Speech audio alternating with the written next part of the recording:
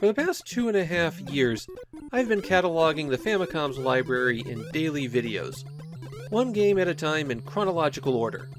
If I'd been able to plan things a bit better, I might have started early so that I'd be ending today, instead of posting episode 926, Exciting Rally, today. But I couldn't let the 40th anniversary of the system that I am working so hard to document go by without something. Which is why I've created a history of the Famicom in 40 games. Now, I'm not going to drill into the development history, or who was doing what at Nintendo. Consider this to be more of a street-level view of what was happening in this period. If you went into that store of July of 1983, bought yourself a Famicom, and then stuck by it for the next 11 years, what would your experience have been like? I'm going to hit the major titles that changed everything, the big mascots for the system, and a few games that had wider-reaching consequences than you might realize. The Famicom had 1,042 cartridges released for it, and so 40 games really isn't enough to cover everything perfectly. My initial list of games that I had to talk about was actually over 60 long, so I am going to be skipping some of your favorites. In fact, I have to skip over some major companies just because they don't fit. In this video, I'm playing with the real cartridges on unmodified Famicom hardware. You can't replicate the original experience perfectly, but I try. Now let's go back to the beginning, but not to the beginning of the Famicom. Before there was anything else, there was the color TV game line. These were small game consoles that played Pong that Nintendo created in the 1970s and were their first home video game systems. And I don't have a great way to capture footage from it, so sorry about that one. Everybody had a Pong console like this at the time, but Nintendo's was especially successful in Japan. Though by 1980 the fad was dying out. Nintendo's next home product in that space was the Game & Watch line. Games with LCD screens that you could put in your pocket, and also they had a clock in them. These were also wildly successful. And one of the most important things about them was the introduction of a new method for controlling games, a cross-shaped rocker switch. That was introduced in the Game & Watch version of Donkey Kong, a game that could best be described as loosely inspired by Nintendo's arcade hit Donkey Kong. Despite being relatively successful in homes, Nintendo struggled in arcades until Donkey Kong hit. Donkey Kong took Nintendo from being just another one of dozens of second-tier arcade manufacturers in the early 80s to arcade powerhouse. They might not have been in Taito or Namco's league, the publishers of Space Invaders and Pac-Man respectively, but Nintendo was now up there. But before 1983, if you were in Japan, you pretty much had to go to the arcade to play video games. You had those Pong consoles, but everyone was bored of them by 1981, and the LCD games were trendy, but not the same thing as an arcade game. Enter Japan's first proper cartridge-based console, the Epoch CassetteVision. It had a strange control scheme with 4 dials built into the surface of the unit, and the library of games was minuscule.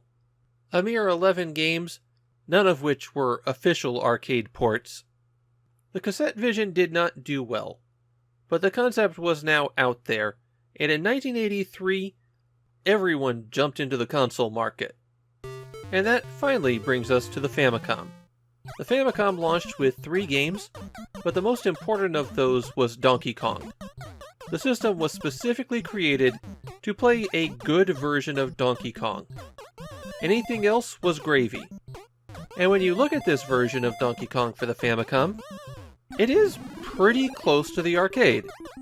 Now, it is lacking one of the arcade's 4 boards, and the stages had to be compressed for the aspect ratio of a television.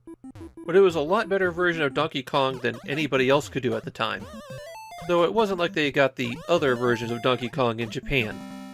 The Famicom version of Donkey Kong was released at the tail end of that second generation of arcade games. A period that was dominated by single-screen stages and no other goal beyond getting a high score. Of course, by 1983, arcades were already changing, but smooth-scrolling action at home? That was an absurd pipe dream.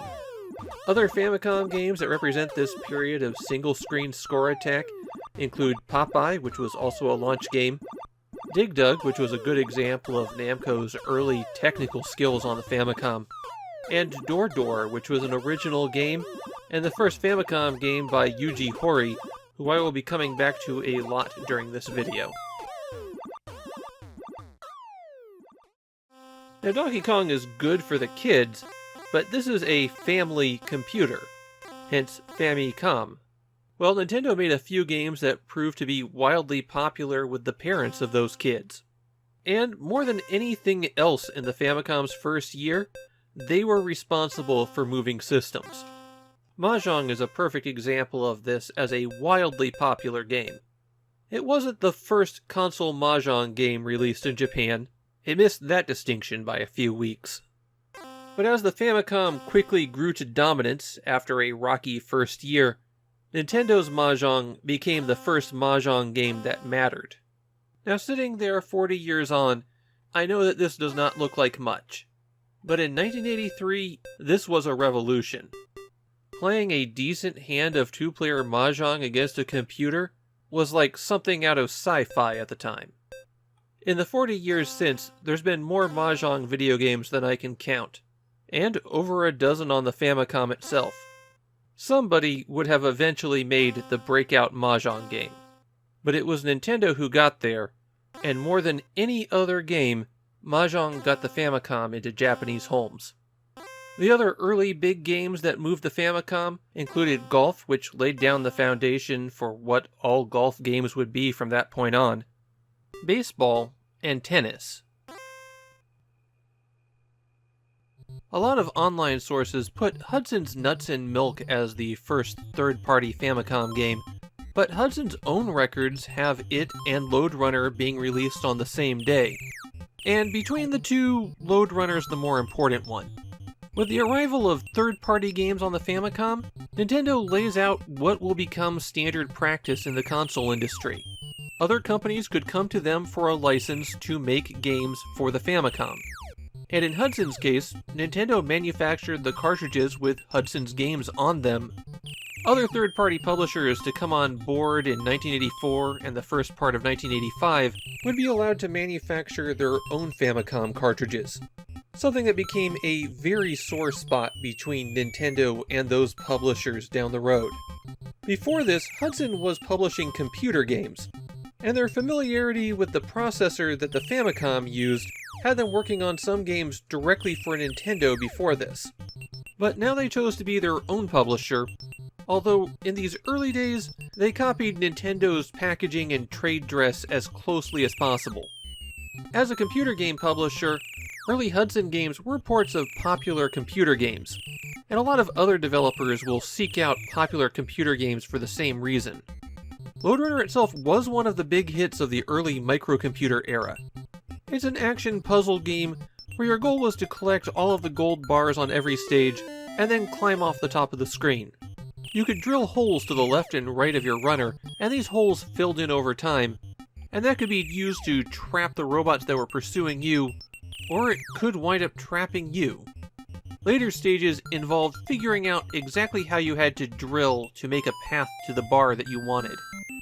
A major feature of Lode Runner was the ability to create your own stages and then save them to cassette tape, assuming you had the Famicom keyboard peripheral, which came with Family Basic, the Famicom version of Hudson Basic. Lode Runner was an enormous hit on the Famicom, and it was the trigger of the gold rush that dominated Japanese game publishers up to about 1986.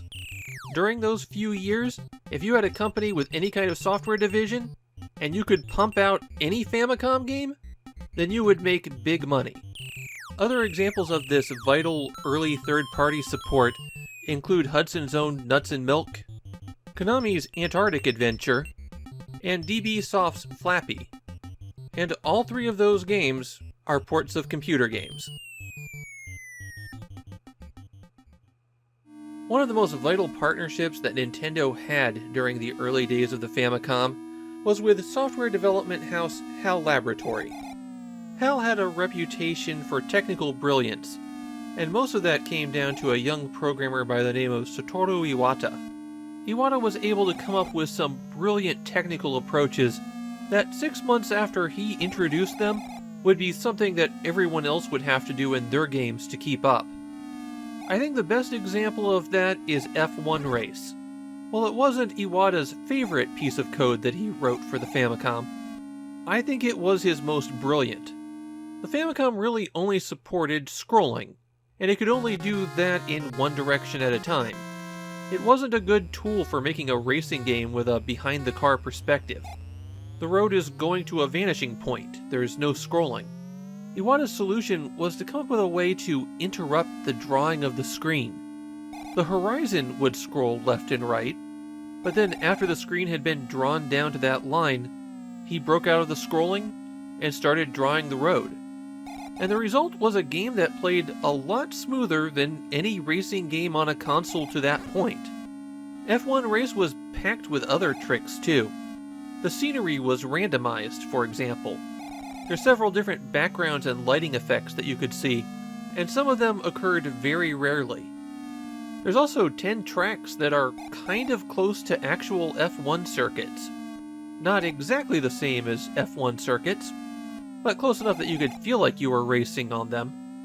F1 Race might not look like much 40 years after the Famicom's debut, but in 1984, this was a high-tech phenomenon. Other early HAL and Nintendo collaborations include Balloon Fight, which was Iwata's favorite game that he worked on, and, once again, golf, since the other thing HAL Laboratories was known for in those early days was making golf games. It's difficult to understate just how pivotal Namco's games were in the early 80s. From 1979 on, they had a string of monster hits in the arcade, hits so big that they changed the entire video game industry. Galaxian and Pac-Man were huge, but in 1984 there were 2 games that everyone was playing. The first of those was Xevious. Before Xevious, shoot-'em-ups were working out of the Space Invaders mold. You had enemies at the top, your ship at the bottom, moving back and forth along a single axis, and you fired slowly upward. Xevious said, hey, what if we moved through the world? Maybe it was an obvious thing to do, but Namco got there first. But introducing the shoot-'em-up to scrolling wasn't the only thing Xevious did. You had 2 levels of combat, in the air and on the ground, and a distinct attack for both of those. Now that has fallen by the wayside, but for a few years there, every shoot-'em-up was doing this. It also had dynamic difficulty. The longer you survived, the more challenging the enemy patterns would become. There were secrets hidden throughout the world, places where you could perform a special action, and some form of bonus would appear. And if you could survive long enough, then there was a boss waiting for you at the end. Xevious was huge in arcades, and when it came to the Famicom, it was a pretty good port. A little bit of a graphics downgrade, and the screen orientation was rotated. But all in all, if you were one of the millions of people who loved Xevious in the arcade, you'd be very happy with the Famicom version. Namco wound up being the Famicom's biggest third-party publisher. They released over 80 games for the system, and almost all of those were in the first few years of the Famicom's life. We'll get to the story on why that is a little bit later. The Famicom had been picking up steam before this, but the port of Xevious really cemented it as the game system to own. As a monster hit, there were a lot of games inspired by Xevious that were published on the Famicom. The most notable in these early years would include Star Force, the space shoot-'em-up that would develop into the Star Soldier series, and 1942, whose port is best described as unfortunate. Namco released a sequel, Super Xevious, just on the Famicom, and while it makes the game more complicated, it really doesn't live up to the original.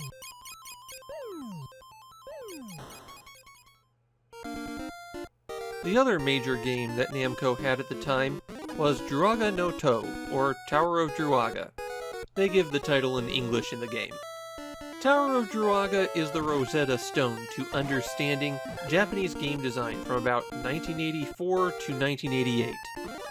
Everybody put a bit of Druaga in their game. Didn't matter what genre, didn't matter if it made any sense. If you were a Japanese game developer in 1986, you were trying to make the next Tower of Druaga.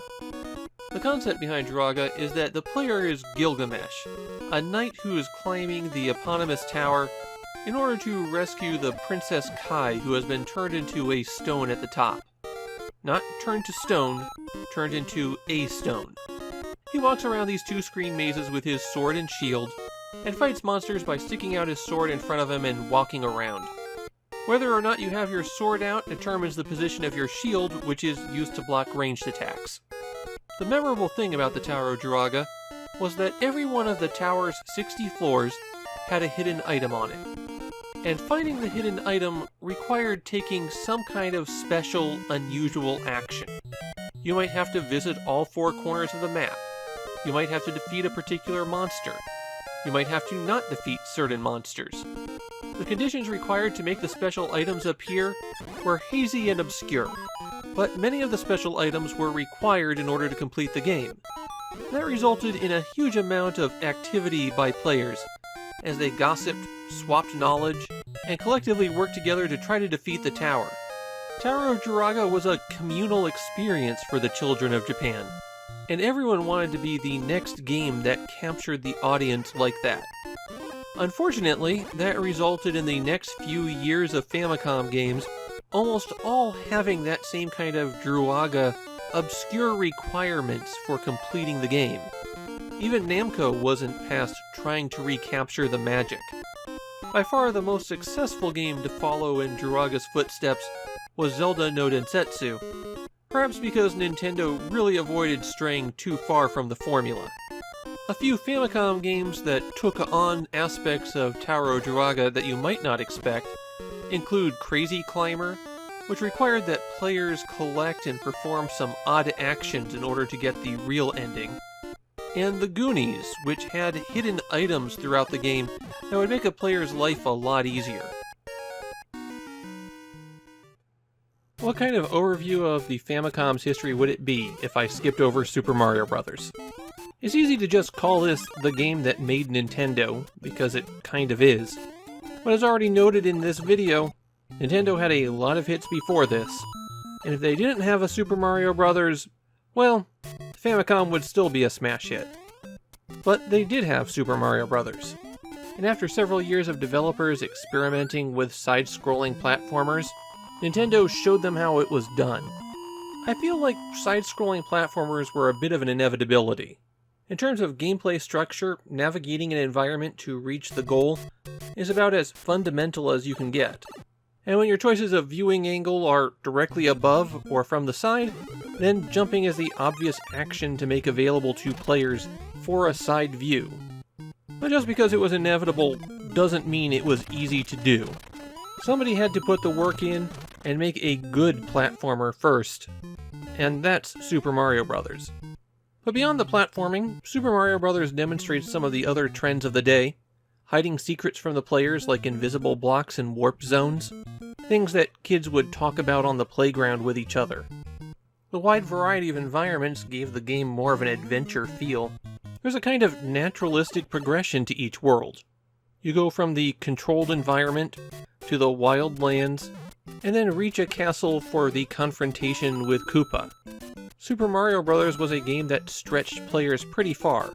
While anyone might be able to make it through the first world or two, completing World 8 was a real challenge. A lot of kids got stopped in their tracks by using the warp zones to skip ahead, and then getting confronted with some of the toughest challenges that any console had to that point. Another big shift is that there's an actual narrative and ending. Only 2 Famicom games before Super Mario Bros. Had that.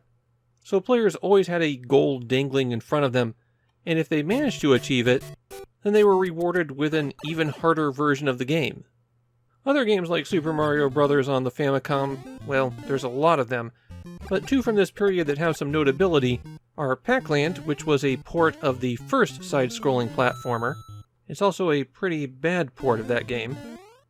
And then there's Spelunker, which has become the poster child for the Famicom boom era, and it represents a completely different way that platformers could have gone.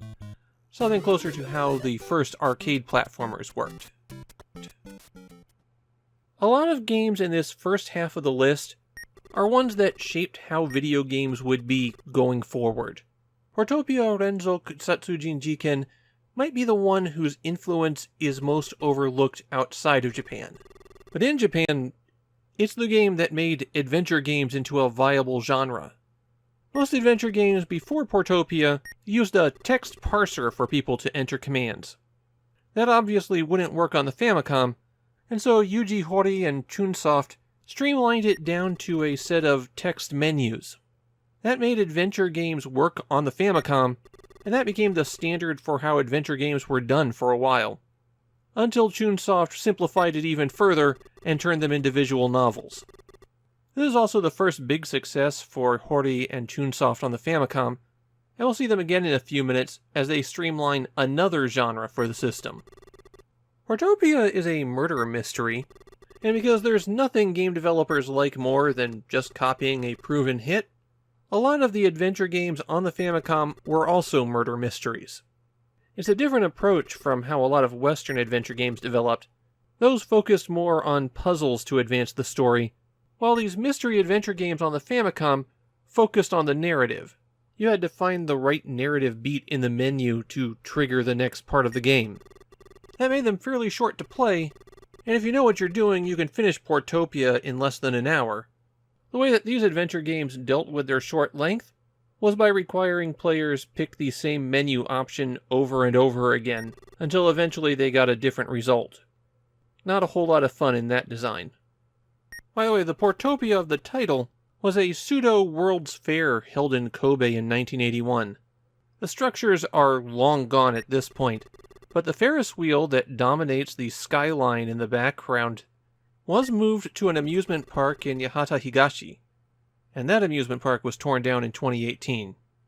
Other games that followed in the footsteps of Portopia Renzo Satsujin Jiken include Hokkaido Rensa Satsujin, which was Chunsoft's own follow-up to the game, though it was published by a different company, and the Famicom Tante Club series, which was Nintendo's own take on the mystery-adventure genre. For the FamiDaily series, I've been avoiding Famicom Disk System games. It's considered a completely separate platform by collectors and fans in Japan, and the disk system wound up freezing technology in early 1986, which makes it a bit of an odd extension to the Famicom.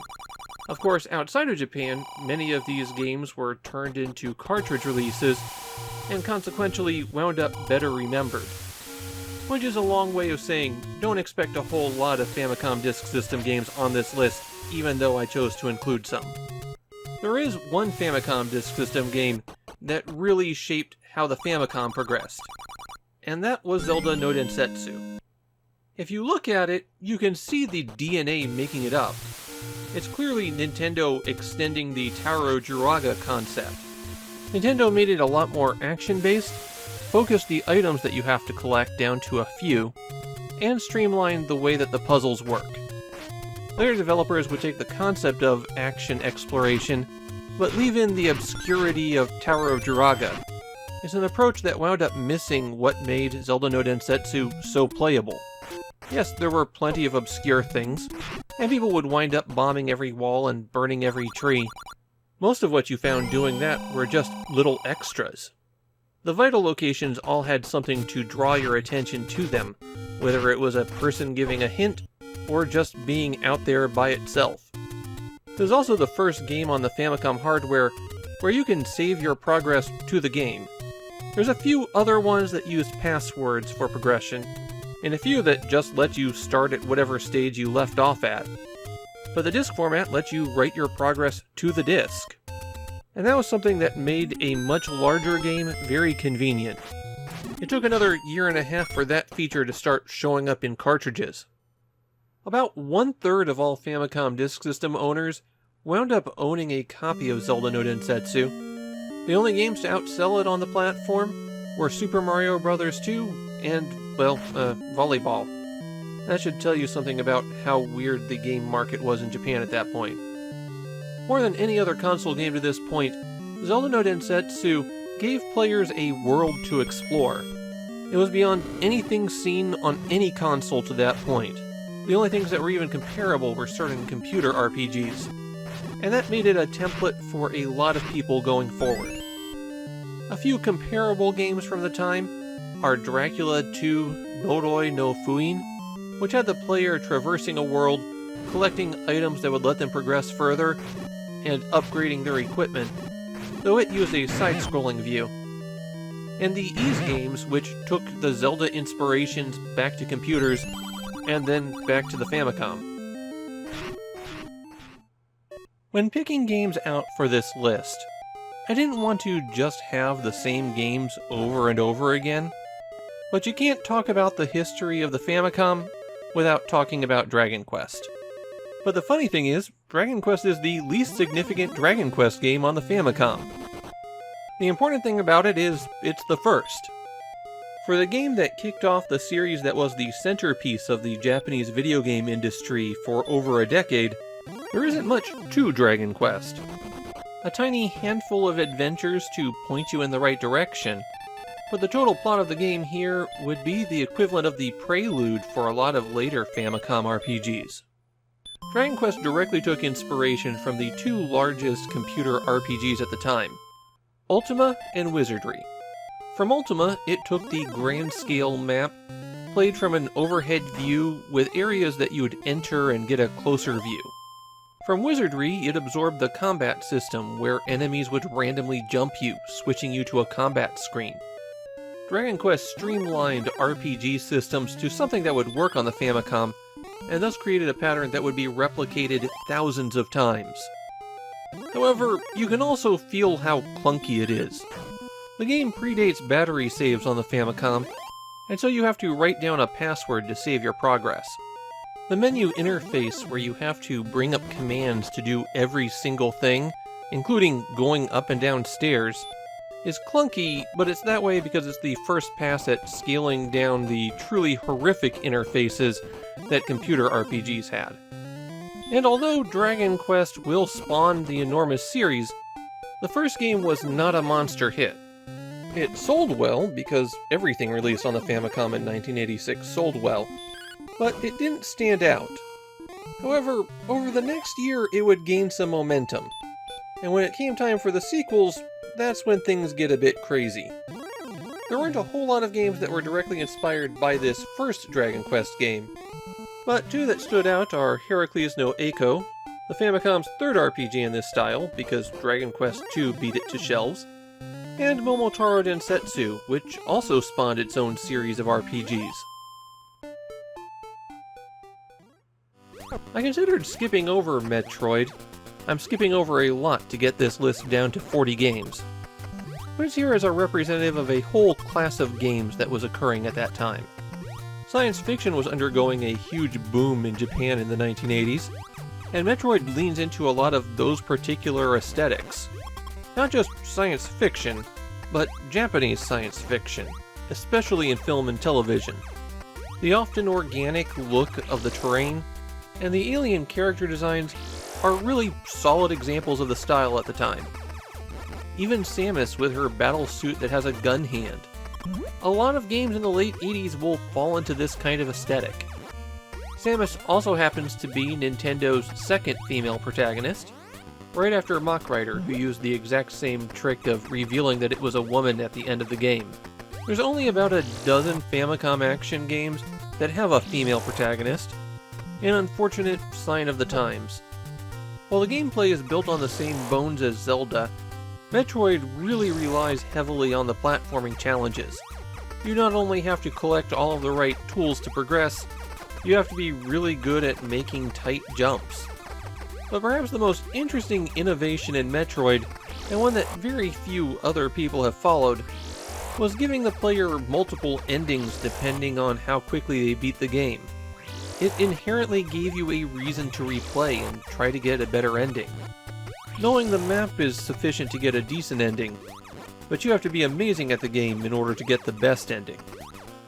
As a game for the Famicom Disk System, You can save your progress in Metroid, though it's really not the best thing to do.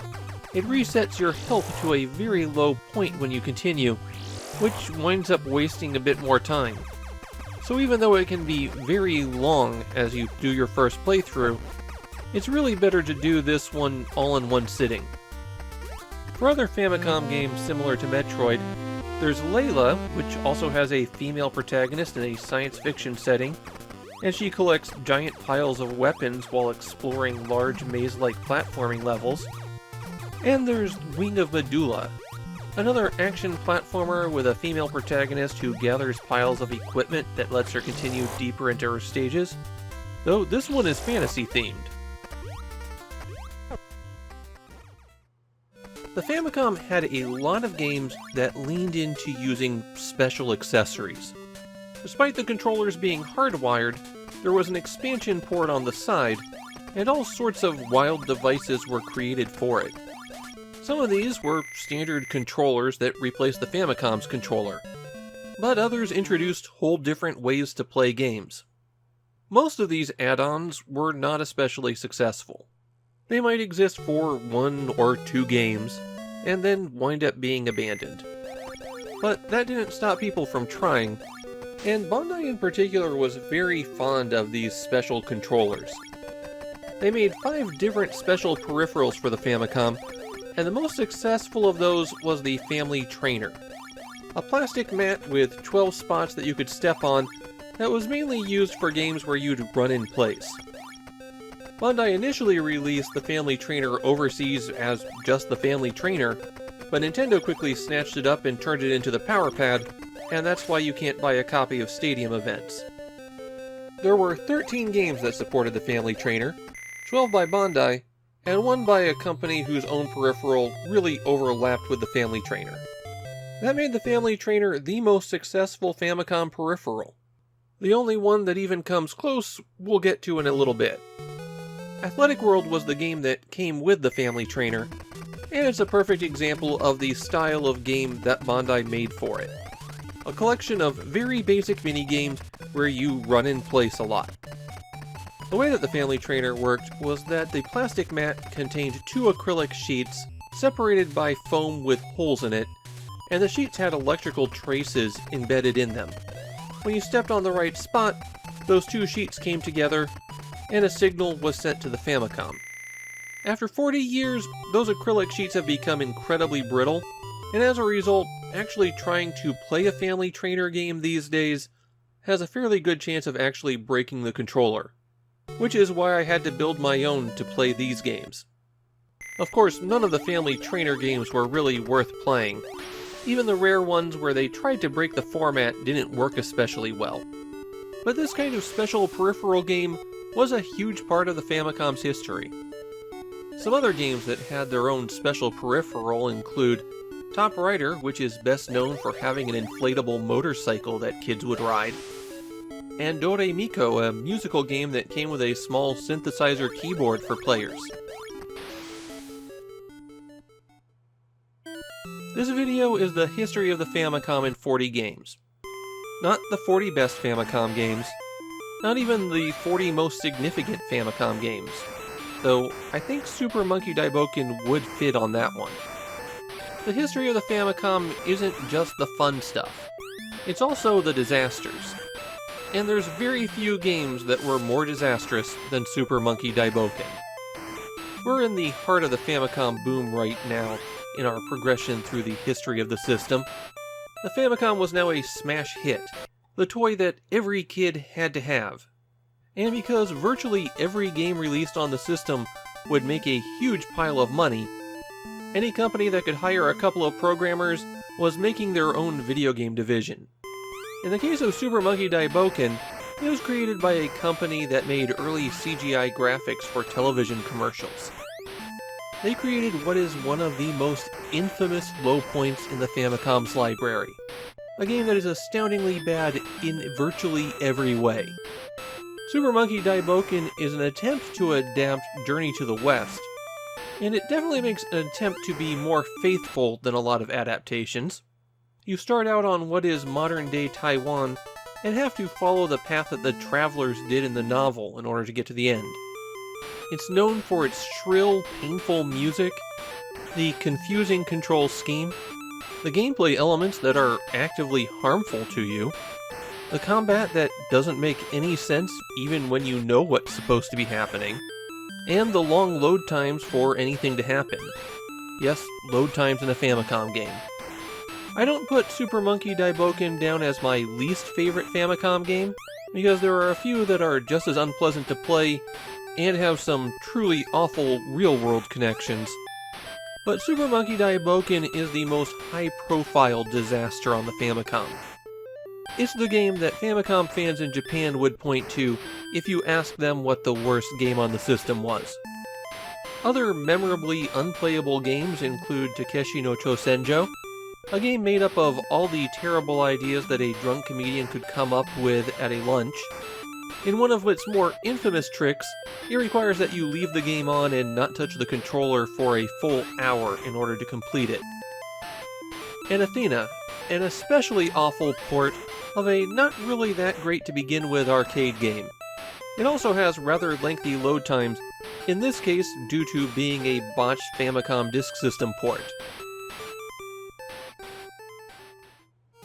I didn't intend for this section of the video to be the awful games time, but this is what happens when you're in the middle of the Famicom boom, and it's the period when the best examples of certain trends are available. In this case, Dragon Ball is here to represent the character game, or as we'd call them overseas, the licensed game. Over 10% of the Famicom's library were games based on existing properties, usually popular cartoons, but there were plenty of others that joined in.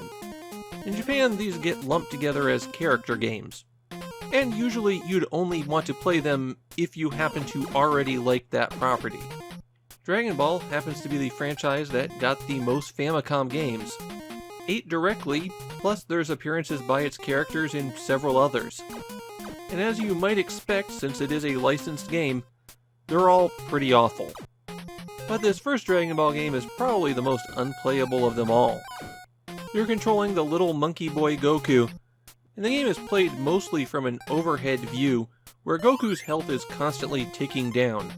There are some very rare items that can be dropped that restore a small amount of health, but it will take a lot of luck to make any progress in the game.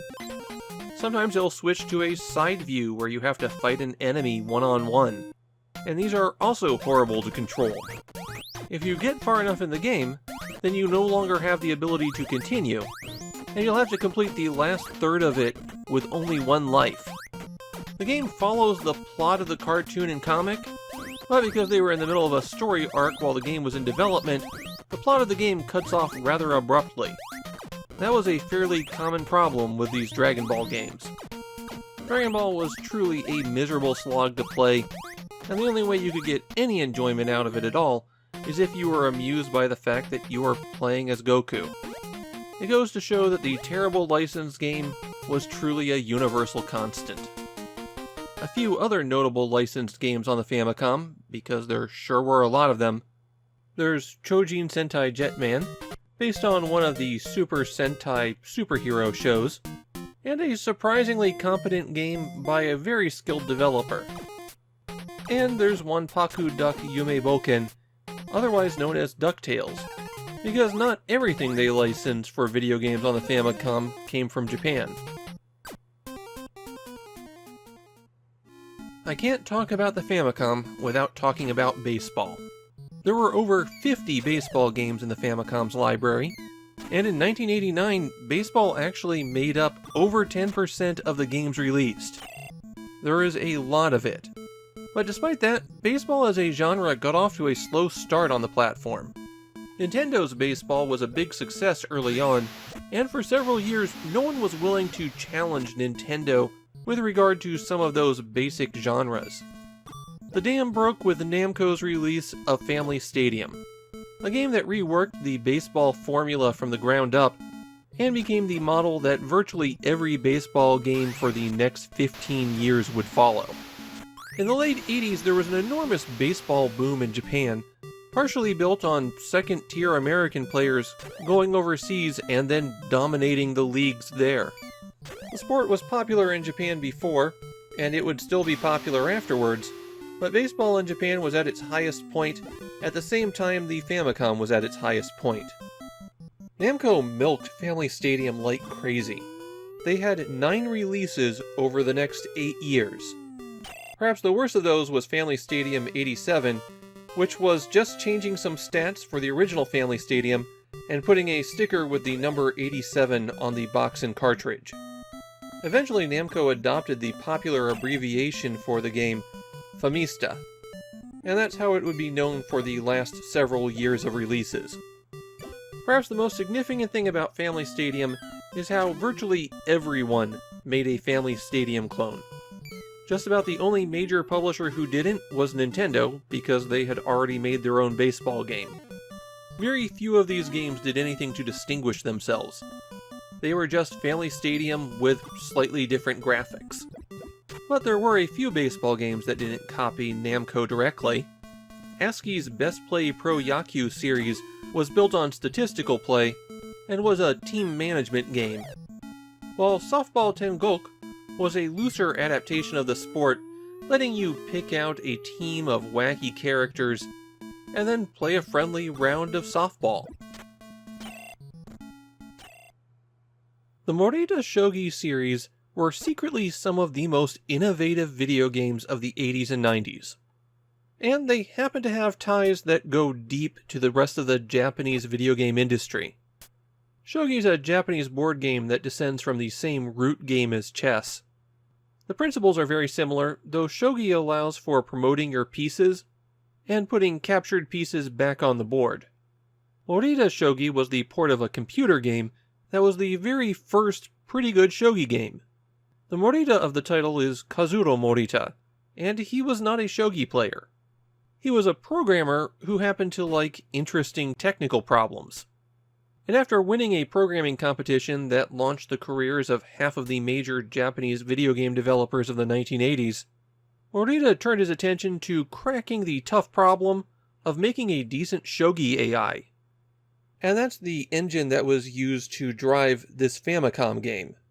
Morita would spend the next 15 years refining things and making technical improvements, and in later editions in the series, he included a 32-bit microprocessor in a Super Famicom cartridge, and a modem in a Nintendo 64 cartridge. Morita Shogi happens to be the first video game cartridge to have a built-in battery for saving data. It would save the record of a game that you played, and you could watch it play out or back up some moves and pick up from any point. Despite having a simple concept behind them, the Morita Shogi games were always on the technical cutting edge. Like any video game console, the Famicom had its fair share of cartridges based on traditional games. Shogi was fairly common, but there were also many games based on Sugorok, a very basic roll-and-move board game where the outcome of the game is essentially random. The most popular of those were Taito's Bakusho Jinsei Gekijo series, and a few very ambitious people attempted to make a Go AI for the Famicom, though all of these play particularly poorly. Igo Kyuroban Taikyoku is the best of those due to shrinking the board size, and it happens to be the only Famicom game that Nintendo president Hiroshi Yamauchi ever played. It's time for the other major baseball game franchise on the Famicom. In fact, Jaleco expanded the Moeiro brand to cover a whole lot of sports. But Moeiro Pro Yaku was their big one. And it's not on this list because it was so awesome that I really needed 2 baseball games on the list. It's in this video because it became a meme. To understand why, you have to understand its release. Video game magazines in Japan really got going in 1986. And with video game magazines came the usual reviews and previews, just like you'd get in any video game magazine. If you've got previews, then you've got a hype machine.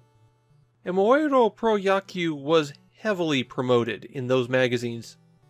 It was the next must-have game for the Famicom. Not only did it have these amazing graphics that you could see in the magazine screenshots, They promised speech samples.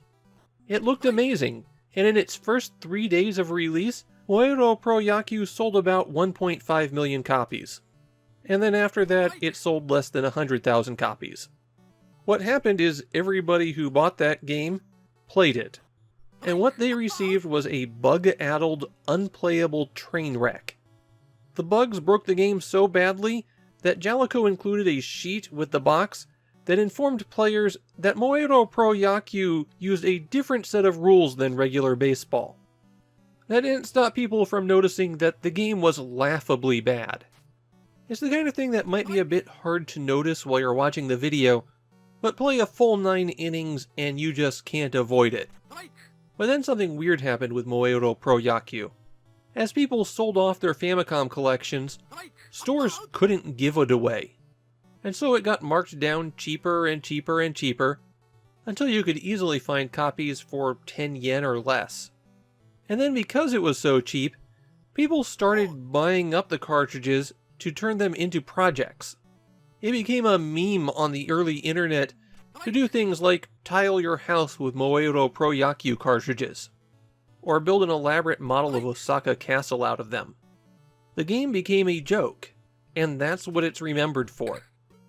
Some other Famicom games that are better remembered for the memes than the quality of the game itself are Shadowgate, whose Japanese translation is infamously bad, and Hoshio Miruhito, an RPG known for its incomprehensibility and the absurd difficulty that rises from that. Joust isn't on the list because it's an amazing port, or even an especially well-regarded game. It's here because of the role it plays in the history of the Famicom, the port's developer, HAL Laboratory, and Nintendo as a company. It is a port of the 1982 arcade game by Williams, an arcade game developed in America. So not the kind of thing that you'd expect on the Famicom in 1987. But the reason that this port exists is that Nintendo originally wanted the Famicom to be sold overseas by Atari.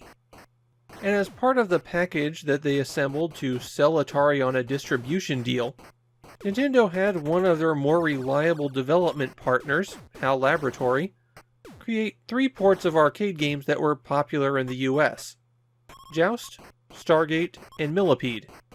The other 2 were actually Atari-developed games as well.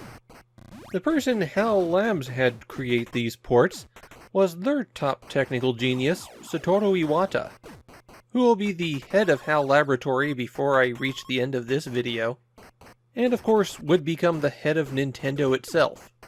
The port was created very early in the Famicom's life, which is why the main menu looks exactly like those first few games. But since Atari decided not to take Nintendo up on their offer and stick with their own hardware, the ports made for them never got distributed. And Nintendo decided to distribute a modified version of the Famicom in the US themselves. And I think they were pretty happy with that result. By 1987, HAL and Nintendo had a bit of a falling out, since in 1987 everyone was falling out with Nintendo, and HAL still had the rights to those ports, so they got distribution rights from Atari and Williams, and HAL published the games themselves. Beyond that, well, they're perfectly good ports, but nothing really outstanding. And so they remained fairly obscure even among Famicom fans, despite being part of a major turning point in the history of video games. Besides the 2 obviously related games, HAL took this version of Joust and reworked a lot of it to become Balloon Fight, and there were other Atari games that got distributed on the Famicom, such as the Tengen port of Super Sprint. Sometimes the Famicom manages to capture a cultural moment, and that's the case with Pachio-kun. The publisher, Coconuts Japan, really specialized in gambling games, whether they were pachinko games like the Pachio-kun series, or slot machines. For about 30 years, pachinko was everywhere in Japan. Pachinko parlors were casinos that were on every corner, evading the legal ban on casinos through a few technicalities and an unwillingness by the authorities to do something about them. Pachyo-kun was the definitive pachinko video game series with over a dozen games under his belt. It presented the pachinko parlors in the style of an RPG, letting you wander around, talk to patrons to find out what machines were hot, and then sit down at them to play. But the series didn't last much longer than the Famicom. When the Famicom came to an end, pachinko like this was on its way out. It was rapidly replaced by Pachi slots, essentially video slot machines that used a lot of these same techniques as pachinko to get around the gambling laws. By the year 2000, pachinko was effectively dead, even in Japan. Now all that said, the Pachyo-kun games are more interesting as a cultural artifact than a video game. Gambling in video games is pretty boring after all. There's nothing really at risk, and you do these same simple repetitive actions over and over again with no variation. It's pretty much the definition of a bad game. But they made an awful lot of them. If you want to see other ways that the Famicom handled gambling, Viva Las Vegas is a casino game, and the Famicom version happens to be entirely in English, even with its rather extensive dialogue. The other major gambling genre was horse racing, and Izaki Shugoro no Keiba Hishogaku is the best of the horse racing games that have a focus solely on betting. In the 80s, there were two styles of RPGs that were common. One's played from an overhead view, and these tended to have a much stronger focus on story. And then there were the dungeon crawlers. Games played from a first-person perspective, and requiring that players traverse a maze. Wizardry was the granddaddy of the dungeon crawlers, and one of the two cornerstone games that a lot of Japanese game developers looked to for their RPGs. The Famicom port of the original Wizardry was very late, over 6 years after the game's original release, but it also stands out as one of the better ports of that foundational game. The concept is as simple as you can get. An evil wizard built a dungeon, and the king wants some heroes to clear it out. So you create a party of characters, generating each of them on your own, and make your way through the actually relatively small dungeon. Character progress is extremely slow, and you have to go back to town to do anything. It's a game that doesn't have a whole lot of concessions to the player, but Wizardry caught fire, and particularly in Japan, which, thanks to a long-term licensing agreement, the series kept going long after it died in the US. There's more Wizardry games that were exclusive to Japan than were released elsewhere in the world. The Famicom port of Wizardry even has a few features that you wouldn't expect, like you can switch the game to be played entirely in English or Japanese, and you can save your characters to an external device called a turbo file, and then transfer them to later Wizardry games. Though the second and third games, which were essentially expansion discs for the original Wizardry, were released out of order on the Famicom. Who knows why they chose to do that. Wizardry also represents a small trend on the Famicom: ports of Western computer games, especially the RPGs. Certain publishers really like to mine computer games for Famicom releases, and as a result, quite a few classic computer RPGs made it to the system. A few other examples of that include the port of Ultima Quest of the Avatar, the other computer RPG that the Japanese developers were following at the time. And for more dungeon crawling, there was the port of Might and Magic, which really takes a while to get going. Dragon Quest I did alright. Dragon Quest II was big. But Dragon Quest III? Dragon Quest III was the moment that Dragon Quest became Dragon Quest. The hype train started rolling early on this one. Almost as soon as Dragon Quest II was released, magazines started running previews of Dragon Quest III, and these were weekly magazines, so every issue for months had breathless information about Dragon Quest III. By the time the game was released, Dragon Quest Mania was gripping all of Japan. On release day, at some stores in Tokyo, people were lined up 10,000 deep to get a copy. Nearly 400 children were arrested for skipping school in order to buy a copy. And even after that day, news stations were running reports about the bullying that occurred to kids who couldn't get a copy. Dragon Quest III essentially shut down Japan. The only other video game with comparable impact is Space Invaders. After the social chaos caused by the Dragon Quest III launch, Enix decided that they would only release Dragon Quest games on the weekends. They did this voluntarily. It was not a law passed by the Japanese parliament, despite the rumors. As for the game itself, well, it's not the best Dragon Quest game on the Famicom. That would be Dragon Quest IV. But it was significantly better than the other Dragon Quest-style games that were coming out on the Famicom at the time. Dragon Quest III featured a lot of very heavily scripted sequences, as well as the ability to create your own party. Well, except for the main hero, that was always the same.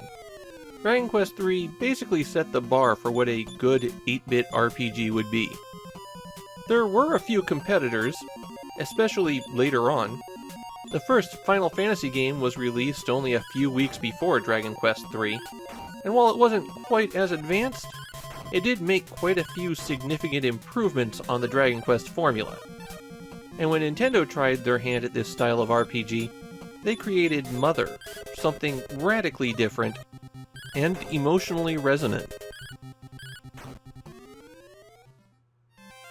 The Famicom was an afterthought to Koei. In the 1980s, all of their energy was focused on computers, creating these large, elaborate strategy games that appealed to the older audience that made up the Japanese computer game market. But the Famicom was too big to ignore, so Koei wound up releasing many of their popular titles on the Famicom. The first of these is Nobunaga no Yabo, and it happens to be a perfect example of what Koei's strategy games were mostly like. Koei reused the same game engine and many of the same mechanics across dozens of games. They had things divided into two phases. One phase has you managing your kingdom, building up the territory, recruiting generals to lead your army, engaging in diplomacy with neighboring territories. And when diplomacy fails, the other phase is war, a close-up view of a battlefield where you lead your military to glorious victory. The details changed for every game, whether you were playing in feudal Japan, Three Kingdoms era China, the Mongolia of the Khans, or Napoleonic Europe, but the broad outline always remained the same. A curious thing about Koei's strategy games on the Famicom is that they were the most expensive games on the system. Prices for computer games in Japan were already pretty high, and Koei stuck to that kind of pricing scheme with their console games. One of their strategy games had the single highest retail price of any Famicom game. Early on with Koei's strategy games, there wasn't much concession to having the gamepad as the interface. In Nobunaga no Yabo, during the battle scenes, you have to select what direction to move a unit from a menu. You'd also have to remember which direction to push in order to answer yes or no to questions, and inputting numbers was a real chore. But over time, Koei got the hang of making a console version of their games, and while they were still overly complex, they were marginally more accessible. If you wanted to try one of Koei's 8-bit strategy games, I'd actually recommend Royal Blood over this. It's a much more streamlined game that takes place in a fantasy setting. And other publishers attempted to copy Koei's style, but make it more for the Famicom. Namco's Sangokshi is a good example of this, not to be confused with Koei's Sangokshi, because the title was a public domain novel, and anyone could use it for their strategy game. Captain Tsubasa was the first game in Tecmo's Tecmo Theater line. A grandiose name, but one that pointed to a developing trend on the Famicom. Early on in the Famicom's lifespan, you really didn't get any cutscenes or large-scale graphics. The most you might see is a fancy title screen. That was due to the very tight restrictions on memory in the Famicom's cartridges. By 1988, Nintendo was able to vastly increase the size of those cartridges for a minimum of extra expense. The addition of mapper chips allowed addressing much larger ROM spaces. And with extra room for graphics, people started adding larger and more complicated images to the games. You were still fairly limited on what animation you could do. You could basically slide the whole image around the screen, or make a few very tiny effects move. But even with those limitations, people started working towards a more cinematic presentation in games. Some people restricted that to just longer intros, but some made elaborate cutscenes in between stages. Captain Tsubasa was based on a popular sports comic and show, and rather than create just another soccer game, Tecmo made it into a bit of a strategy game that also had some very dynamic presentation. When you're confronted while dribbling up the field, you get these big screens showing the action. It's something that wouldn't work with a regular soccer game, because you wouldn't want to interrupt the flow all the time. But here it's something really exciting and different. Tecmo stuck by this approach to Captain Tsubasa games for quite a while, though they did eventually succumb and turn them into regular soccer games. The cinematic approach to video games would be picked up by, well, just about everyone, though you can see it continue in Tecmo's second Tecmo Theater game, Ninja Ryukenden. However, only a few sports games took this kind of cinematic approach. One of those was Hono no Dokuji, a dodgeball game that used a very similar looking presentation. In a way, including Super Mario Bros. 3 on this list feels almost obligatory. It's the second best-selling Famicom game, about 3 million copies behind the original Super Mario Bros., and many put it at the top of all 8-bit video games, though I myself don't even think it's the best Mario game on the system. If you're willing to watch a video about the Famicom, you are probably well aware of what happened to Super Mario Bros. 2, a Famicom Disk System release that was basically an extra hard mode for the original Super Mario Bros. Although it sold well, Super Mario Bros. 2 also got a bit of a bad reputation over time in Japan. Nintendo wasn't going to do that again. Super Mario Bros. 3 was a ground-up reimagining, taking the basic concepts of Super Mario Bros. And pushing them as hard as they could. It demonstrated the 3 years of technical development that the Famicom had undergone. Not just the mapper chip that allowed them to have a larger cartridge, but things like learning how to make the Famicom do multi-directional scrolling efficiently, or how to make a portion of the screen a status area that didn't move. A lot of the pieces that you'd find in Super Mario Bros. 3 were first done elsewhere, but Nintendo brought them all together in the largest platforming game yet. A monster of a game that would take 3 or 4 hours for someone to complete if they tried to play it straight through. Super Mario Bros. 3 can also be considered the end of the Famicom. Yes, I know it came out in 1988, and I'm only halfway through this list. By this point, the Famicom boom had wound down. There were 2 competitor systems to the Famicom on store shelves that both made it look like the old hardware that it was. And Nintendo was shifting their focus over to the Game Boy and Super Famicom. There might still be a lot of games to be released for the system to go, but in the Japanese consciousness, anything after this point is a late-era Famicom game that's generally overlooked. Super Mario Bros. 3 marks the point where the Famicom begins its long wind down, which is part of why this list was so heavy on the early games.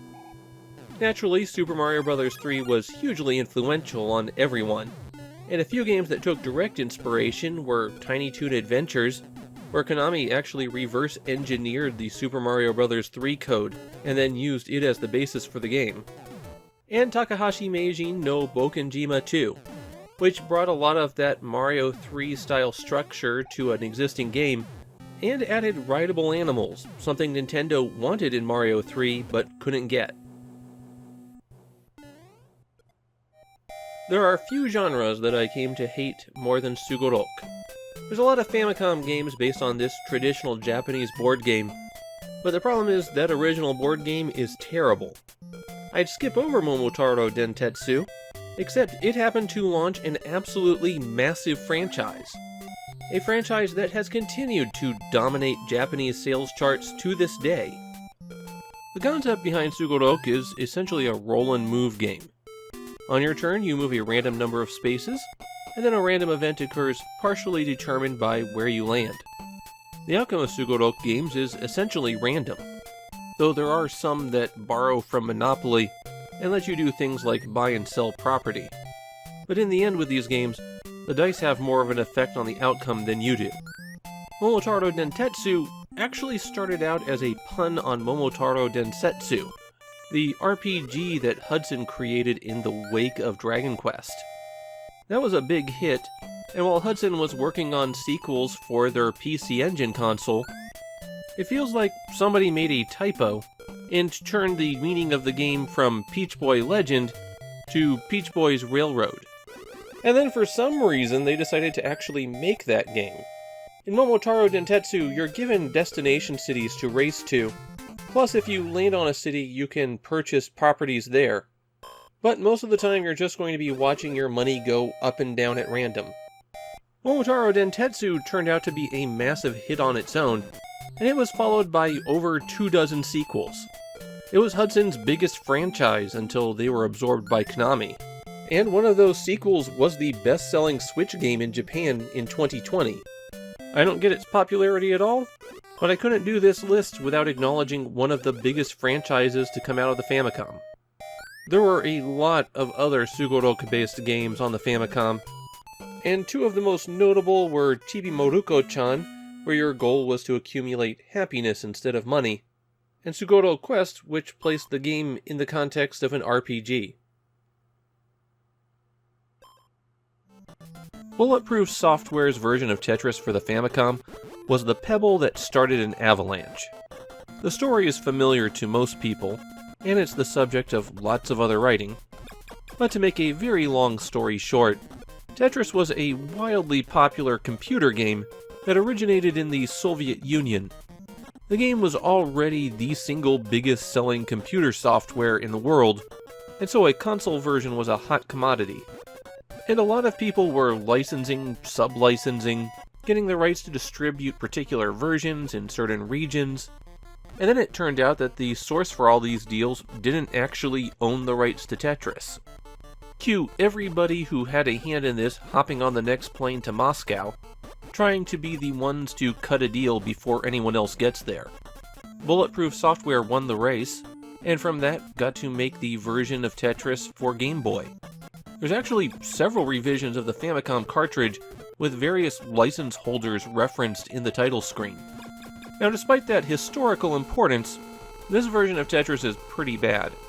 It's based on the computer versions, which were created for joysticks that had one button, and you had to press down to rotate while hitting A did a hard drop. It also interrupts the action from time to time, breaking the game up into rounds instead of being continuous.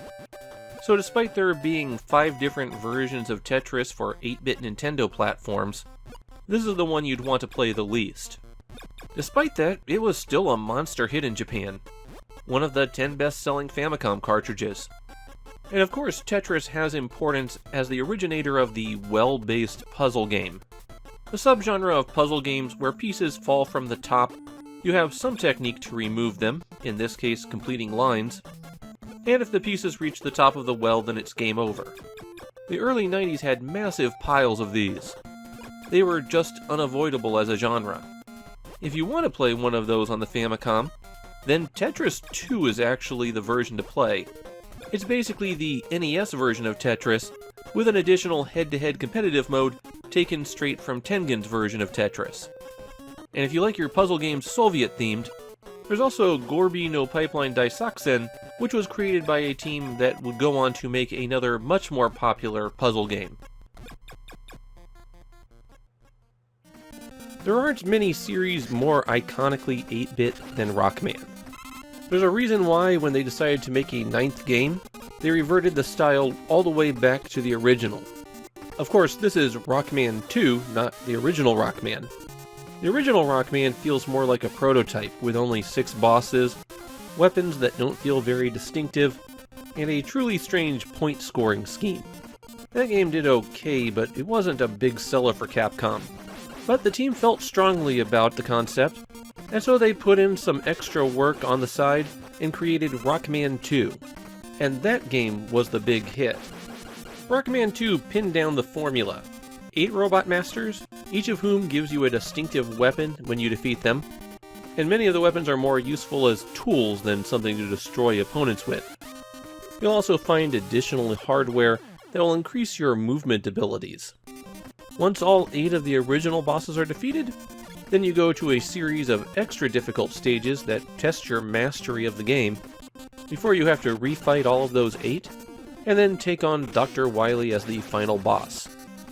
Once the formula was down, Capcom kept going with it, turning Rockman essentially into their yearly franchise. Usually released in the holiday season, they kept it going right up until the very end of the Famicom. There's some fair debate whether or not Rockman 2 or Rockman 3 is the best of the Famicom games. My personal preference is 2, which is why it's on this list, but there's nothing wrong with preferring 3. If your favorite is 5, you're a weirdo, though. To my mind, the second game has many of the iconic moments. Things like the beams on Quickman's stage, or the running battle with the dragon. The rest of the series on the Famicom have plenty of great moments. It's just that most of the standouts to me are in Rockman 2. If you wanted more games like Rockman 2, well, there's 5 other Rockman action games on the Famicom. But there's also Saiyuki World, which borrows the Rockman formula to create a game based on Journey to the West. If you just wanted iconic 8-bit action rather than something that follows this formula, well, I just couldn't make Contra fit in this list. In our chronological progression, we've reached 1989, which might be the low point for the Famicom. Just the absolute worst year of releases. And here's Operation Wolf. Not an especially great game, or a great port. It's perfectly fine, but it represents a dramatic shift in the nature of the Famicom. Because in 1989, Famicom sales were slowing in Japan, while NES sales were booming in the US. So Operation Wolf is the first game on the Famicom since 1984 to support the light gun. Nintendo created 3 light gun games to go with the original release of the peripheral, and then no one else did anything with it. On the other hand, in the US, the light gun came with almost every single NES sold.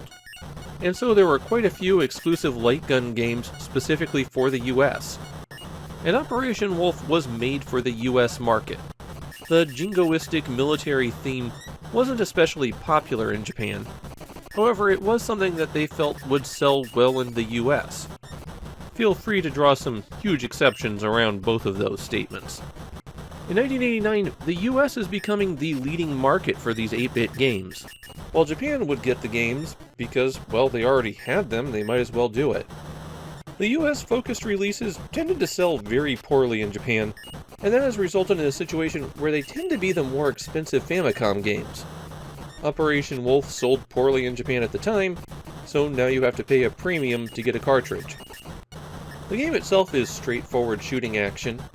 It's a port of Taito's arcade game, where you mow down hordes of soldiers in a tropical jungle. It's essentially a shooting gallery. A reasonably well-made shooting gallery, but still just a shooting gallery. Another example of this made-for-the-West but still released in Japan phenomenon would be Battletoads, which got a late release in the Japanese market, and as a result had several improvements.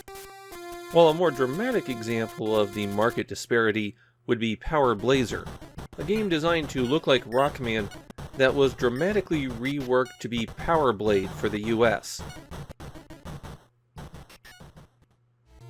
I wouldn't be able to make this list without a Kunio game on it. Everyone's favorite high school punk had 11 games on the Famicom, the single most prolific franchise on the system. Downtown Neketsu Monogatari would be his 3rd game on the platform, and Kunio games came in 2 flavors. He could be beating up other punks, or he could be beating up other punks while playing sports. This would be in the former category. The sports games are better remembered in Japan, but I think Downtown Neketsu Monogatari is the more important game. Not for its immediate aftermath. Very few games on the Famicom could be considered follow-ups to it. But in Downtown Neketsu Monogatari, I think you see the DNA of what video games would become 20 years later. The roots of the character action genre are here.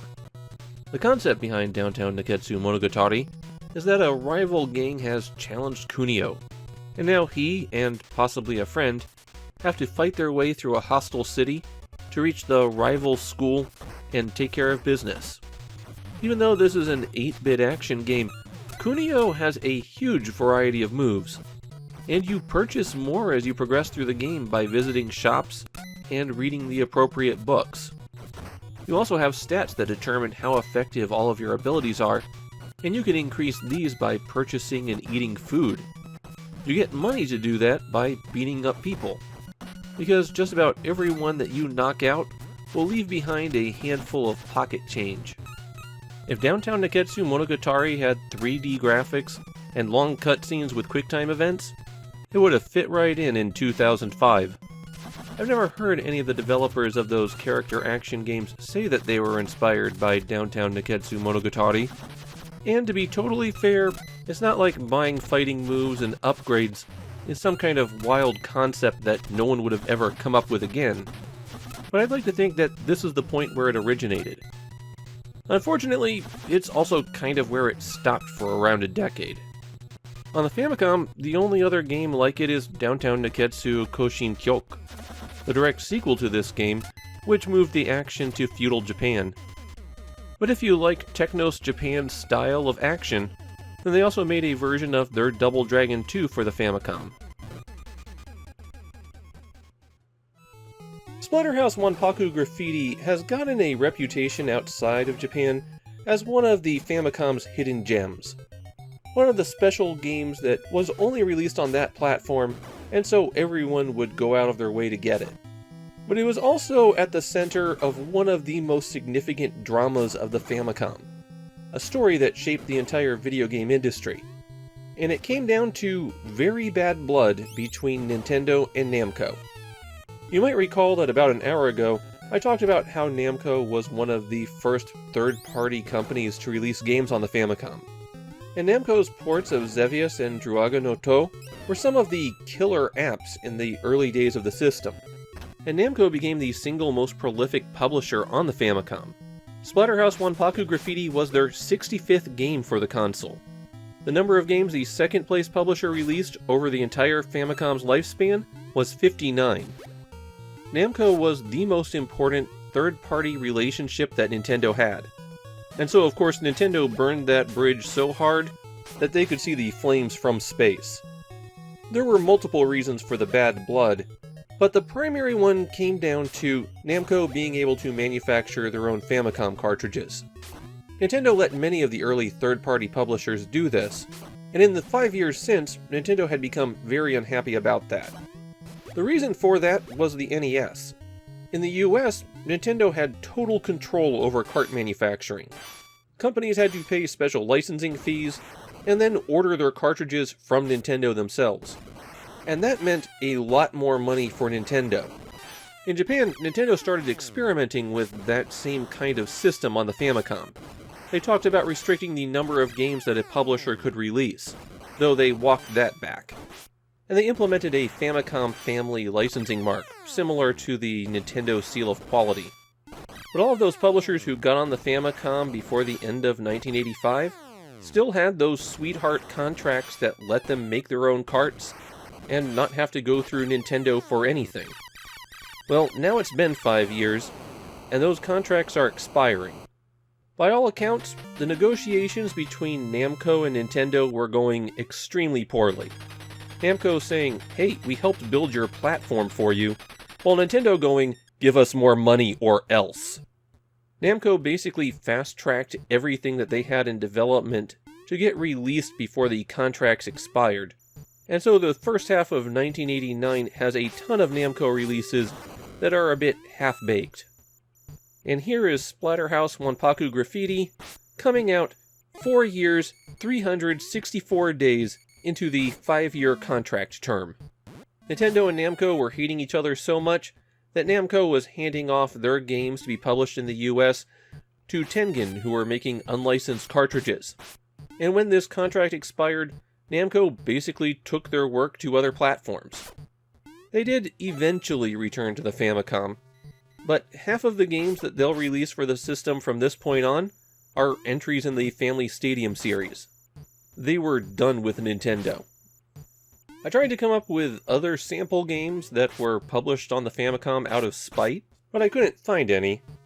So instead, I'll just point out a couple of games similar to Splatterhouse. Spartan X2 is another side-scrolling beat-em-up, and a sequel to the game known outside of Japan as Kung Fu.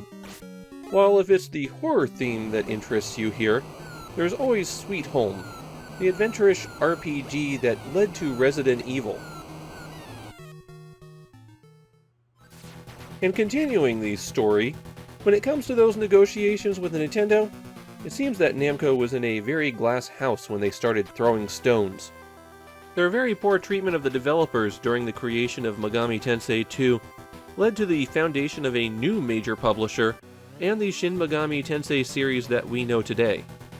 The Megami Tensei series were dungeon-crawling RPGs, and they were created by Atlus. At the time, Atlus was a contract developer, taking up work from publishers wherever they could find it. But the Megami Tensei series was their baby, their original creation that they took to Namco and Namco published for them. Early 1990 was the single most prolific time for RPGs on the Famicom. In the space of about 2 months, over a dozen RPGs were released, and every single major RPG franchise on the system was there for it. Atlus's Megami Tensei 2 was thrown right into the thick of things.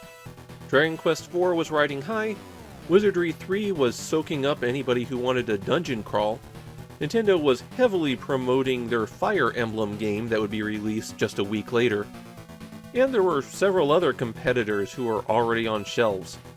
So how did Namco handle this? Well, they did absolutely nothing, and Megami Tensei 2 bombed. Atlus was furious about the lack of promotion, not to mention the horrible choice of publishing schedule, and they decided that they would no longer be held to the whims of another publisher. They'd be their own publisher, with Blackjack, and Shin Megami Tensei. Atlus would still have to work out a few contracts and take some side jobs, and they'd wind up publishing only 2 Famicom games themselves, but I think it's worked out for them pretty well in the end. Megami Tensei 2 also happened to be a pretty good RPG. It gets metatextual with it, where the first few hours of the game are a Dragon Quest style RPG that you're playing from your first-person dungeon RPG in a post-apocalyptic future. If you want to see what Atlus got up to on their own, the Famicom games that they published themselves were New York Yankees, a side-scrolling action game with a rather tricky extendable boxing glove mechanic, and Chiki Chiki Machine Mo Race, which is known outside of Japan as Wacky Races. So maybe not the most high-profile games, but everyone has to start somewhere. Continuing the RPG theme, one of the big releases in those early months of 1990 was Final Fantasy III. The original Final Fantasy was relatively successful.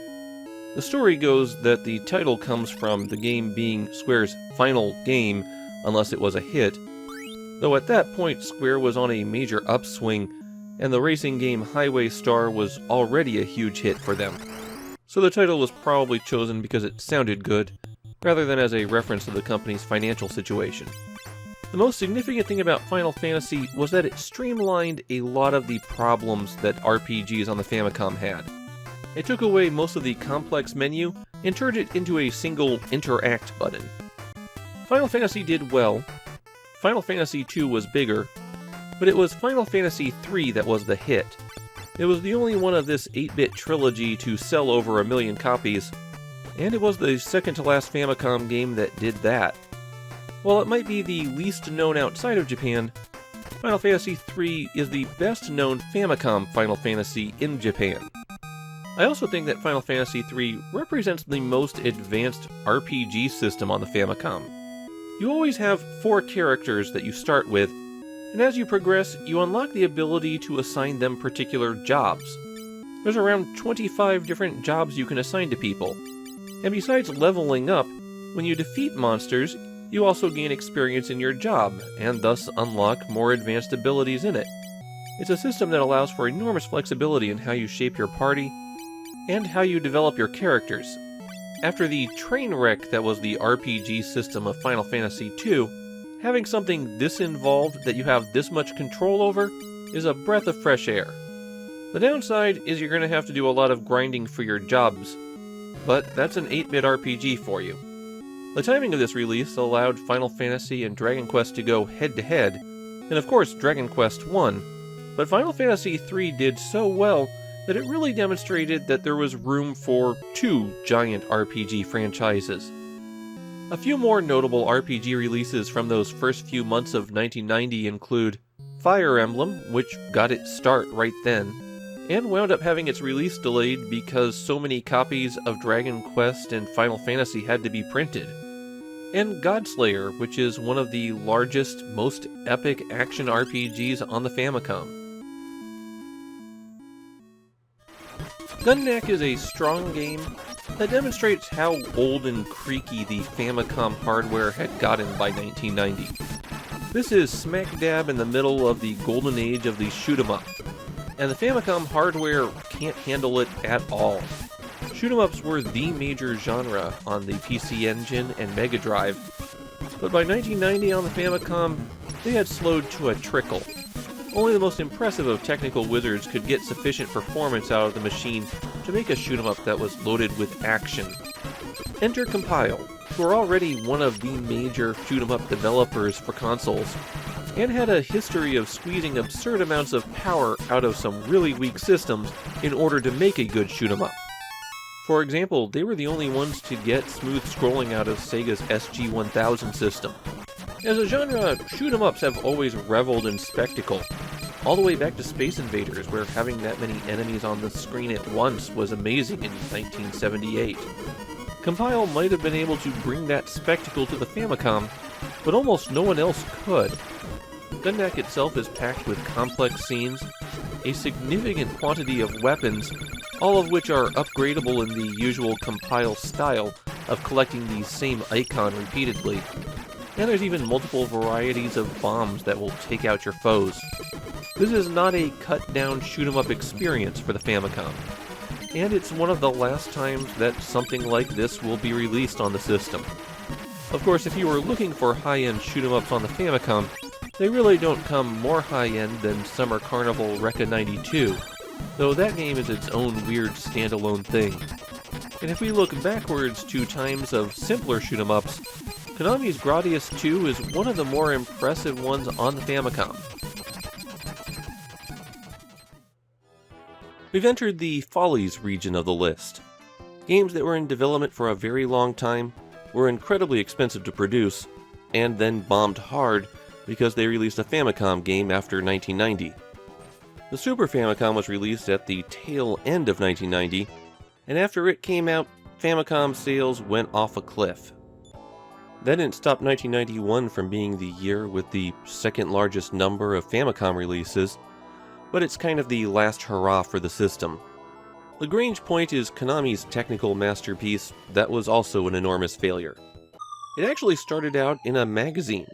Readers were told that Konami was developing a science fiction RPG, and readers could submit their concepts, art, and even music for the game.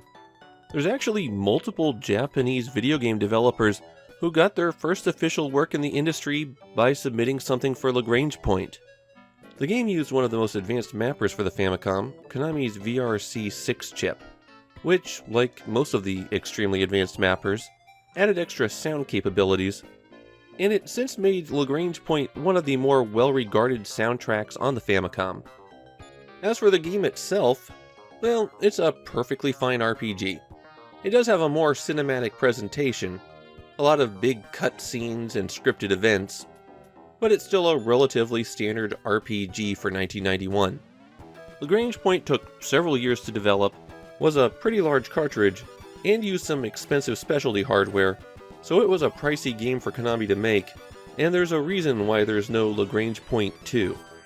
Or would that be L2 Lagrange Point?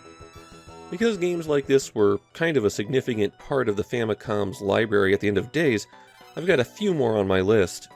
But if you're interested in other high-end Konami games, Bucky O'Hare is one of their more impressive action games on the Famicom, and their last original Famicom game was F1 Sensation, which was a real technical marvel.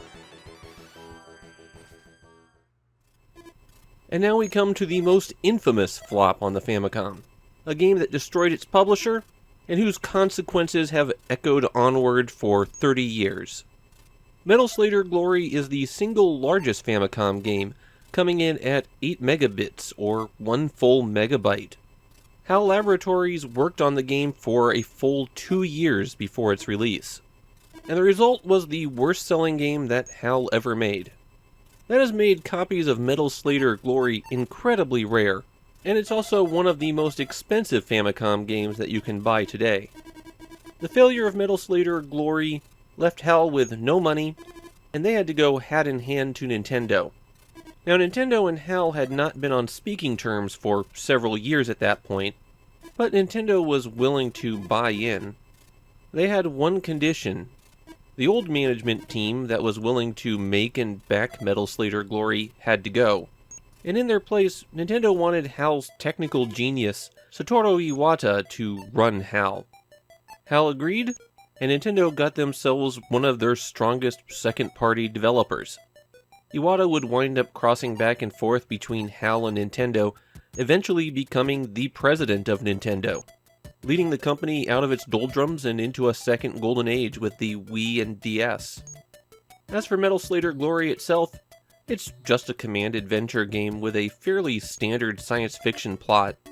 That enormous ROM size is mainly going to the very impressive-looking graphics. But the plot is fairly average, cribbing heavily from giant robot shows of the era. Nintendo did eventually reissue Metal Slayer Glory, though. It was the very last Super Famicom release in the year 2000. If you're looking for other well-made games that broke their company, there's Toaplan's Snow Bros, which was the result of the popular shoot-'em-up maker desperately trying to find something else that worked when the genre started drying up. And Nantetate Baseball, a baseball game with a unique expansion port on the cartridge that Sunsoft spent 2 years developing and promoting before its release almost caused them to close down as well. Let's step away from some of the tragic stories at the end of the Famicom's life to one of its weird successes.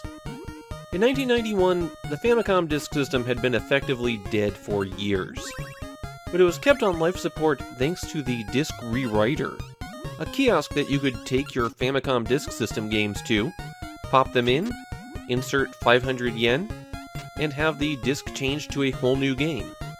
A lot of early Famicom hits were reissued this way, and a very tiny trickle of original titles still came out. Puyo Puyo was the third to the last Famicom disk system game. And it's just a take on Tetris, with the twist being that you're trying to get 4 of the same color together, rather than complete a row. It's an okay puzzle game, though the way that the game increases speed over time, and then goes back to the original speed when they add another color to the mix, winds up being kind of a drag. But there was one other thing that developer Compile added to Puyo Puyo, a battle mode. 2 players could go head-to-head, and if one of them pulled off an especially great move eliminating a ton of pieces, then junk pieces would fall on their opponent's side. Puyo Puyo did not do especially well on the Famicom disk system. No one was buying disk system games in 1991, even if they were only released at bargain prices to the rewriter kiosk. But rather than abandon the idea, Compile decided to make an arcade version, and Puyo Puyo 2 became huge. After Puyo Puyo 2 became a big hit, this Famicom disk system version got a cartridge release for the Famicom, though that came along so late that it also didn't sell any copies. A few more notable puzzle games from late in the Famicom's life include Tetris Flash, which came out after Nintendo had taken over the Tetris franchise for all consoles, and Sanrio Carnival 2, which has a surprisingly aggressive 2-player mode. Ah, Gimmick, the pinnacle of the Famicom. Okay, not really, but there is a certain audience out there that will point to this cartridge as the greatest Famicom title of them all. One reason for that is Gimmick is yet another game to use a super advanced mapper, and in this case, it's Sunsoft's FME7. and it is another chip that dramatically improves the sound quality of the Famicom. While the Famicom's sound capabilities were actually really good for 1983, only having 5 channels was a severe limitation by the 1990s. So a lot of the people who made expansion chips for the Famicom also threw in something to improve that sound. Sometimes it was a digital audio channel, which let developers use some basic speech samples, and sometimes it was full-blown Yamaha sound hardware, like in Gimmick. Beyond the impressive sound, Gimmick is a platformer designed for people who are ready to graduate from platforming games. Beating it is the final exam before you could call yourself good at them. Your movement options are complex, able to jump on the star that you summon to attack enemies with, and bounce around the screen in unusual ways. You can just beat every stage normally, or you could do the extra hard challenge portion of the stage and recover one of the missing items. If you collect all of these, and never get a game over, then you're allowed to access the secret final stage, where if you clear it you'll get the real ending and bragging rights. The only real problem with Gimmick is that it's way too difficult and complex to be approachable by anyone other than experts. Of course, as a Famicom game released this late, and with that expensive hardware in it, Gimmick was a massive flop.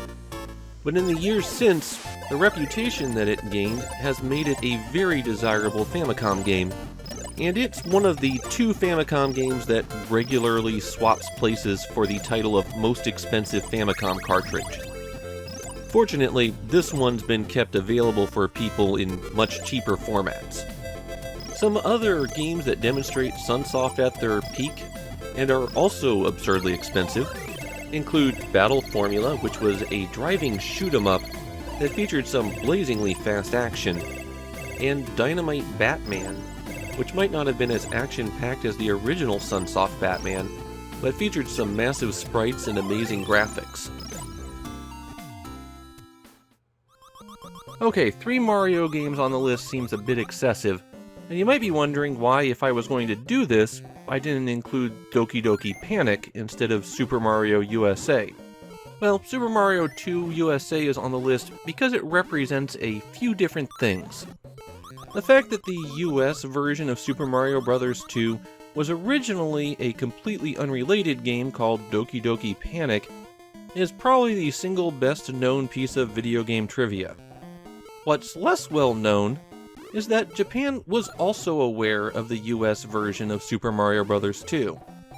It's common for people to think of that information as a one-way street. In the US, if you were reading the hot gaming magazines of the time, then you might see previews of games that they were playing in Japan, and breathless previews of what new hot titles were being shown off at Japanese trade shows. But Japan was getting that as well. Their game magazines had those same styles of features about what was happening overseas. The NES and the US video game market in particular got a lot of coverage. So Japanese players knew that there was a different Super Mario Bros. 2 out there, and they could have always just played Doki Doki Panic. In the last few years of the Famicom's life, people didn't want to put a lot of money into development, but there were still barely enough people out there regularly buying Famicom games that they could justify manufacturing cartridges. And the solution that several game publishers used was to reissue their Famicom Disk System games as Famicom cartridges. In the case of Doki Doki Panic, it was a licensed game that Nintendo made to tie in with Fuji TV's 1987 Summer Carnival, a yearly event that is still going on to this day, with each year bringing a new theme and characters to promote it. And since Fuji TV wasn't going to promote a 5-year-old event, Nintendo just took the modifications they made for Super Mario Bros. 2 in the US back to Japan. Another company that went back to the Famicom Disk System for a late re-release was Konami, who reissued Akumajo Dracula with an easy mode and no ability to save your progress. And for an unusual case that went the other way, the second-to-last Famicom Disk System release was a port of Clu Clu Land that greatly expanded the 1984 release from Nintendo. Hoshino Kirby brings a lot of things to the table. It's the first Famicom work HAL has done under new management. It's the actual start of a new franchise, since the original Hoshino Kirby on the Game Boy lacked almost all of the features that the franchise would become known for. It's the second largest Famicom game, right behind HAL's own Metal Slayer Glory, and it's the last game on the Famicom that we can call an actual success. In this last year of the Famicom's life, Nintendo was using it as a test bed for new designers and developers. HAL needed to be rebuilt after the fiasco that was Metal Slayer Glory, so why not have them make just a nice little platform game? Of course, HAL didn't just make a platform game, they made one of the masterpieces of the Famicom. When you remember that the system was made to play a good version of Donkey Kong, and this is where it ended up at, it is truly amazing. Hoshino Kirby has a ton of levels, and Kirby has over 24 abilities to pick up. Hoshino Kirby winds up being my pick for the most technically advanced, most impressive Famicom game. In a real sense, it's the last word on the Famicom. It just also happened to not be the last Famicom game. If you're looking for other Famicom games that push the technical boundary to the very edge, there's Metal Storm, whose gravity-flipping mechanics and complex stage design make it another astounding game. And for Nintendo's other attempt to make an amazing closer for the Famicom, there's Joy Mech Fight, a fighting game that had the largest roster of playable characters of any fighting game until the late 90s. All good things must come to an end. And for the Famicom, that ending was Takahashi Meiji no Bokenjima 4. A game made on a foolish premise that they could still sell a few 10,000 copies of a Famicom game in the middle of 1994. It was the lowest selling Hudson video game ever. Naturally, copies are pretty rare and go for quite a premium. But here's the weird thing about Takahashi Meiji no Bokenjima 4. It happens to be one of the better games on the Famicom. Most video game consoles go out with a whimper. Another edition of a sports game that had already been published, just with a few stats changed. Or some minor children's game based on a cartoon that no one over the age of 8 likes. It is incredibly rare for a system to go out on a high note. And yet, the Famicom did. We got one last fantastic exploration platformer. Takahashi Meiji no Bokenjima 4 was a departure from the series since you no longer had a rapidly decreasing health bar, and it gave you a large open world that you gradually unlocked more of by getting better weapons. That might sound pretty familiar, but Super Metroid had been released only 3 months before it, so it's not like they could even take inspiration there. Hudson came up with the concept of the modern Metroidvania all on their own. If you're looking for other big finales on the Famicom, Wario no Mori was Nintendo's final Famicom release, and not an especially good one. And Chip-to-Dale no Daisakusen 2 was Capcom's final Famicom release, and a pretty good, though not especially ambitious game. And that's where the story of the Famicom draws to a close. Nintendo kept the system around for a long time. People were still buying used games or wanting to play their old stuff, and so you could continue buying a Famicom until 2003. Only a few months after that last Famicom game was released, Sony released their PlayStation. Another result of Nintendo burning bridges. They really loved doing that back then. And of course, end of official support was not the end of the Famicom. It was the most popular console to clone around the world. And that meant Famicom games remained in print, albeit in pirated form, constantly reaching new players. Some of the more ambitious of those pirate houses made their own Famicom games. And today the homebrew scene for Nintendo's 8-bit systems is huge. Or at least large enough that there's dozens of respectable releases every year. More than any video game console before or since, the Famicom was the fulcrum that the entire industry turned on. It was the platform when the Japanese video game industry was on the rise and became the dominant creative force in video games. It's for that reason that the Famicom is where you can see genres develop and the formation of relationships and careers that shape video games to this day 40 years later. And because it had that nearly 11-year-long lifespan, the Famicom also reflected a decade of changing tastes. The children who got the Famicom in 1983 were making Famicom games themselves by the time it was finished. If you want to understand video games as they were in the 80s and early 90s, then the Famicom is the platform to examine in depth. The 40 games that I chose to talk about hardly cover all of the stories in the Famicom. As even amateur historians know, there's always more, and it's always more complex. Maybe for the 50th anniversary, I'll add 10 more games to this list.